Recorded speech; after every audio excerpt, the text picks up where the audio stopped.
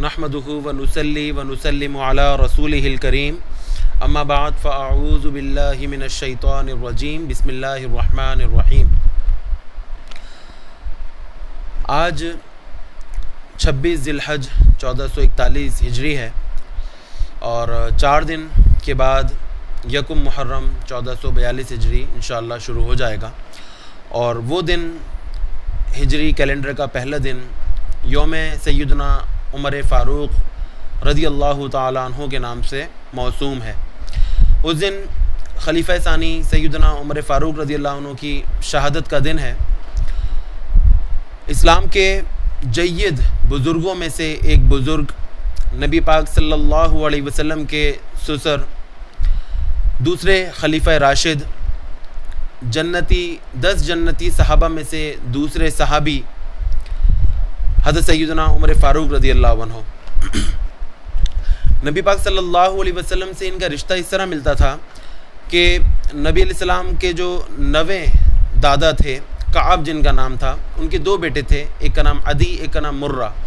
تو عدی کے اولاد میں حضرت سیدنا عمر فاروق آتے ہیں اور مرہ کی اولاد میں نبی پاک صلی اللہ علیہ وسلم آتے ہیں۔ قریش سے تعلق رکھتے تھے اور 6 نبوت کے 6 سال انہوں نے اسلام قبول کیا۔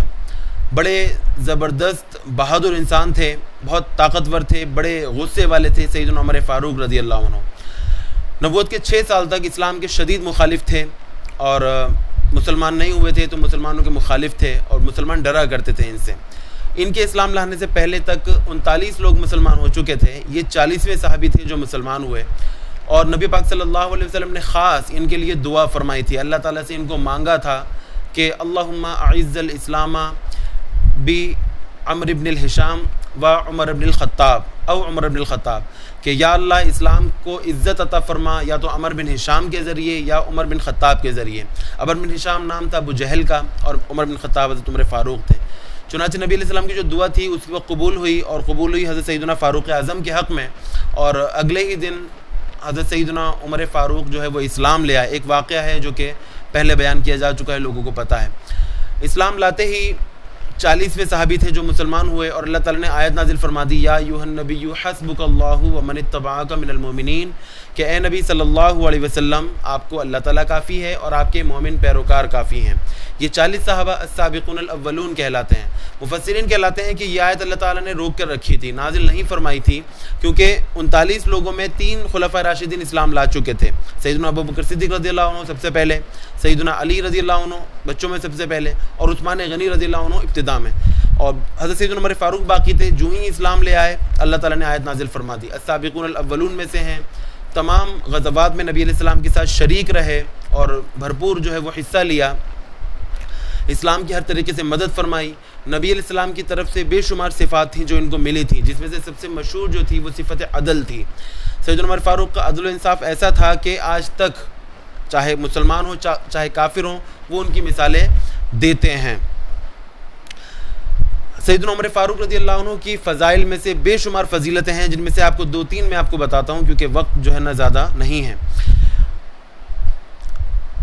ایک بہت بڑی فضیلت سیدنا عمر فاروق کی وہ یہ تھی کہ حضرت عمر فاروق کے زبان پہ اللہ تعالیٰ نے حق کو جاری فرما دیا تھا۔ جو فرماتے تھے اکثر مقام پر اللہ تعالیٰ وہ آیت بنا کے نازل فرما دیتا تھا۔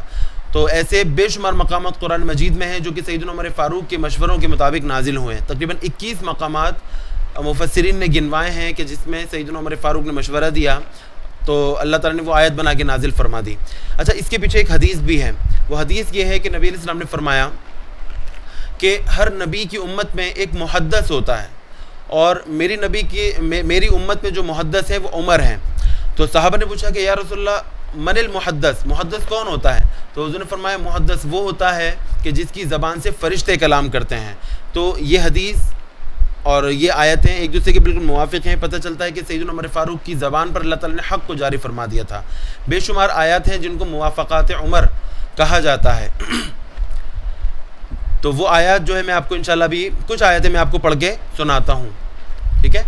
تو پہلی آیت اس میں سے یہ ہے کہ مقام ابراہیم، جو کہ سیدنا ابراہیم علیہ السلام کا جو پتھر جس پہ قدموں کے نشان ہیں ان کے، تو وہ نسب تھا وہاں پر، لیکن اس وقت تک اتنی زیادہ اس کی اہمیت نہیں تھی. سیدنا عمر فاروق نے نبی علیہ السلام کو مشورہ دیا کہ یا رسول اللہ صلی اللہ علیہ وسلم کیوں نہ ہم مقام ابراہیم کو مصلی بنا لیں، نماز پڑھنے کی جگہ بنا لیں.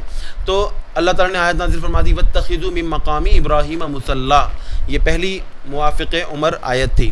اچھا اسی طرح جو ہے جو شراب کی حرمت کے بارے میں مفسرین 3 آیتیں نازل ہوئیں ایک کے بعد ایک کر کے. تو پہلی آیت صحابہ کرام اکثر پوچھا کرتے تھے، حضرت سیدنا عمر فاروق دعا کرتے تھے اللہ تعالیٰ سے، یا اللہ شراب کے بارے میں کوئی حرمت کے بارے میں کوئی آیت نازل فرما دے، کوئی حکم واضح نازل فرما دے. اللہ تعالیٰ نے آیت نازل فرما دی یسألونک عن الخمر والمیسر. جب یہ آیت نازل ہوئی سیدنا عمر فاروق پھر دعا کرتے رہے کہ یا اللہ مزید کوئی واضح حکم نازل فرما دے. اللہ تعالیٰ نے آیت نازل فرمائی یا ایھا الذین آمنوا لا تقربوا الصلاۃ وانتم سکارى، نماز کے قریب مت آؤ اگر تم نشے میں ہو. یہ آیت نازل ہونے کے بعد بھی عمر فاروق دعا کرتے رہے کہ یا اللہ کوئی واضح حکم نازل فرما دے. تو اللہ تعالیٰ نے پھر تیسری آیت نازل فرما دی کہ انما الخمر والمیسر والانصاب والازلام رجس من عمل الشیطان، واضح طور پہ شراب کو جو ہے وہ حرام قرار دے دیا گیا. اسی طرح احل لکم لیلۃ الصیام الرفث الی نسائکم، یہ والی آیت کہ جس کے اندر واضح حکم ہے کہ رمضان کی راتوں میں جو ہے اپنی عورتوں سے مقاربت کرنا جو ہے جائز ہے. تو یہ آیت جو ہے سیدنا عمر فاروق کے مشورے کے مطابق نازل ہوئی. اسی طرح عبداللہ بن ابی جب مرا تو اس کا جنازہ نبی علیہ السلام پڑھانے جانے لگے تو عمر فاروق نے روکا کہ یا رسول اللہ وہ منافق ہے، اس کے جنازے کو نہیں پڑھائیے. لیکن نبی علیہ السلام نے تبلیغ دین کے غرض سے جو ہے وہ جنازے کو پڑھا دیا. تو موافق عمر جو آیت نازل فرما دی، اللہ تعالیٰ نے فرمایا ولا تصلی علی احد منهم مات ابدا. اچھا اسی طرح لوگ جو ہے وہ گھروں میں ایک دوسرے سے اجازت لیے بغیر جو ہے وہ داخل ہو جایا کرتے تھے. تو ایک دن عمر فاروق جو ہے گھر پہ سو رہے تھے، نبی علیہ السلام نے کسی غلام کو بھیجا کہ بلا کر لائیے. وہ بغیر اجازت داخل ہو گیا. عمر فاروق قمیص نہیں پہنے ہوئے تھے، غلام نے آ کے ان کو اٹھا دیا کہ نبی علیہ السلام برا رہے ہیں. سخت ناگوار گزرا عمر فاروق کو اور کہا کیا چلو میں آتا ہوں. جب پہنچے نبی علیہ السلام کے پاس تو کہا یا رسول اللہ بغیر اجازت جو ہے دوسروں کے گھروں میں داخل نہیں ہونا چاہیے. تو یہ مشورہ دیا ہی تھا. اللہ تعالیٰ نے آیت نازل فرما دی کہ اے ایمان والوں جب دوسروں کے گھروں میں داخل ہو تو اس وقت تک داخل نہ ہو جب تک تم اجازت نہ حاصل کر لو. تو اسی طرح یہ والی آیت بھی حضرت سیدنا عمر فاروق کی موافق جو ہے وہ یہ آیت نازل ہوئی تھی. اچھا اسی طرح ایک مشہور واقعہ ہے، ایک یہودی اور ایک منافق جو مسلمان تھا، منافق تھا، تو ان میں اختلاف ہو گیا کسی معاملے میں. تو کہا کہ چلو فیصلہ نبی علیہ السلام سے کرا لیتے ہیں. یہ دونوں وہاں چلے گئے نبی علیہ السلام کے پاس. نبی علیہ السلام نے سنا منافق جو غلط تھا، یہودی حق پر تھا. تو نبی علیہ السلام نے جو ہے وہ دونوں کی بات سن کر جو فیصلہ تھا وہ یہودی کے حق میں کر دیا. تو یہودی نے کہا دیکھو فیصلہ میرے حق میں ہو گیا. منافق نے کہا نہیں، ہم ایک کام کرتے ہیں ابو بکر صدیق کے پاس چلتے ہیں. منافق کے دل میں یہ سوچ تھی کہ ابو بکر صدیق نرم دل ہیں تو وہ میرے حق میں فیصلہ کر دیں گے، میں مسلمان ہوں. وہاں پہنچے، دونوں کا معاملہ پیش ہوا تو ابو بکر صدیق نے بھی عدل کے مطابق فیصلہ کیا اور یہودی کے حق میں فیصلہ کر دیا. یہودی نے کہا اب تو تم راضی ہو؟ تو منافق نے کہا نہیں، ہم ایک فیصلہ اور کروائیں گے، عمر فاروق کے پاس چلتے ہیں. یہ دونوں وہاں پہنچے. وہاں پہنچ کر عمر فاروق سے بات چیت چلی رہی تھی کہ یہودی بول اٹھا. اس نے کہا کہ آپ سے پہلے ہم نبی علیہ السلام اور ابو بکر صدیق سے فیصلہ کرا کے آئے ہیں اور انہوں نے میرے حق میں فیصلہ کیا ہے. حضرت عمر فاروق جلال میں آ گئے. کہا کہ جب ان دونوں سے فیصلہ کروا لیا تو میرے پاس کیوں آئے؟ تو یہودی نے کہا یہ مسلمان ان دونوں کا فیصلہ مان نہیں رہا. سیدنا عمر فاروق نے اس سے پوچھا کہ واقعی ایسے ہی ہے؟ اس نے کہا ہاں، آپ جو فیصلہ کریں گے وہ مجھے قبول ہے. سیدنا عمر فاروق نے کہا رکو میں ابھی آتا ہوں. اندر گئے، آ کر تلوار اٹھائی اور باہر نکلتے ہی اس منافق کی گردن اڑا دی، قتل کر دیا. کہا کہ جو میرے نبی کے فیصلے کو تسلیم نہیں کرے گا عمر اس کا یہ فیصلہ کرے گا.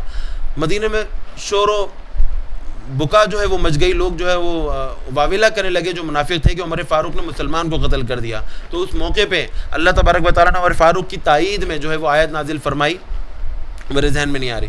بہرحال تو 21 مقامات پر ایسی آیتیں ہیں جو کہ حضرت سیدنا عمر فاروق کے حق میں نازل ہوئی ہیں. موافقات عمر کہا جاتا ہے انہیں. تو ان کی فضیلت میں ایک فضیلت یہ ہے. اسی طرح ایک حدیث میں آپ کو بخاری مسلم کی سناؤں گا جس میں سیدنا عمر فاروق کی فضیلت جو ہے وہ واضح ہوتی ہے. حضرت سیدنا عائشہ صدیقہ رضی اللہ تعالی عنہا بیان فرماتی ہیں کہ ایک دن میں نبی علیہ السلام کے ساتھ بیٹھی ہوئی تھی کہ آسمان جو ہے وہ تاریک تھا اور ستاروں سے بھرا ہوا تھا. کہتی ہے میرے دل میں اچانک ایک خیال گزرا کہ اتنی نیکیاں جو ستاروں کے برابر نیکیاں جو ہیں وہ کس کی ہیں؟ نبی علیہ السلام سے پوچھا اور کہتی ہے کہ میرے دل میں خیال تھا کہ حضور میرے والد کا نام لیں گے. تو جب میں نے پوچھا تو حضور علیہ السلام نے فرمایا کہ ستاروں کے برابر نیکیاں جو ہیں وہ حضرت عمر فاروق کی ہیں، عمر کی ہیں. تو حضرت عائشہ کہتی ہیں کہ میں دھک سے رہ گئی کہ میرے والد. کہا کہ یا رسول اللہ میرے والد کہاں گئے، ان کی نیکیاں کہاں گئی؟ نبی علیہ السلام نے فرمایا کہ آپ کے والد کی جو ایک نیکی ہے غار والی وہ عمر کی ساری نیکیوں پر بھاری ہے. تو یہ حدیث اس میں دیکھا جائے تو سیدنا عمر فاروق اور حضرت ابوبکر صدیق دونوں کی اہمیت اور فضیلت جو ہے نا وہ بیان ہو رہی ہے کہ حضرت عمر فاروق جو ہے وہ نبی علیہ السلام کی امت میں ایسے صحابی ہیں کہ جن کی نیکیاں ستاروں کے برابر ہیں، ستارے ان گنت ہیں، کوئی بھی ان کو کاؤنٹ نہیں کر سکتا، انکاؤنٹیبل ہیں. تو اتنی نیکیاں سیدنا فاروق اعظم کی ہیں. پھر بے شمار فضیلت سیدنا فاروق اعظم کی ہیں، حضور کے احادیث سے ثابت ہیں. حضور نے فرمایا کہ لو کانا بعدی نبی لکانا عمر بن الخطاب، اگر میرے بعد کوئی نبی ہوتے تو وہ سیدنا عمر فاروق ہوتے، عمر بن خطاب ہوتے. تو یہ ان کی شان، ان کی فضیلت ہے کہ ان میں وہ تقریباً وہ تمام صفات موجود تھیں جو انبیاء کرام میں ہوتی ہیں. لیکن چونکہ نبی علیہ السلام آخری نبی ہیں، خاتم الانبیاء ہیں، ان کے بعد کوئی نبی نہیں آ سکتا، تو عمر نبی نہیں ہے. اگر ہوتے تو عمر نبی ہوتے. یوں ہی ان کی فضیلت میں نبی علیہ السلام نے فرمایا کہ عمر جس گلی سے گزرتے ہیں شیطان وہاں سے نہیں گزرتا. تو یہ سیدنا عمر فاروق کی فضیلت ہے. پھر ان کے بے شمار واقعات آپ ملتے ہیں تاریخ میں کہ جو ان کے عدل و انصاف سے بھرے پڑے ہیں. خلیفہ ہونے کے باوجود، امیر المومنین ہونے کے باوجود مدینے کی گلیوں کا چکر لگایا کرتے تھے رات میں کہ کہیں کسی پر کوئی ظلم نہ ہو رہا ہو. انتہائی عدل و انصاف کیا، تقریباً 10 سال خلافت کی اور تقریباً آدھی دنیا کو جو ہے وہ اسلام سے بھر دیا.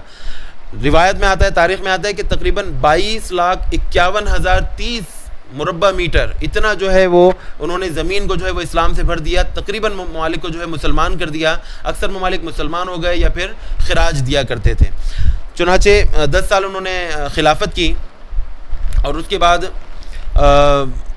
27 ذوالحج کا دن تھا. نماز فجر پڑھانے کے لیے جا رہے تھے مسجد نبوی میں کہ ایک مجوسی غلام نے جو ہے وہ ان پر چاقو سے حملہ کیا اور زخمی کر دیا.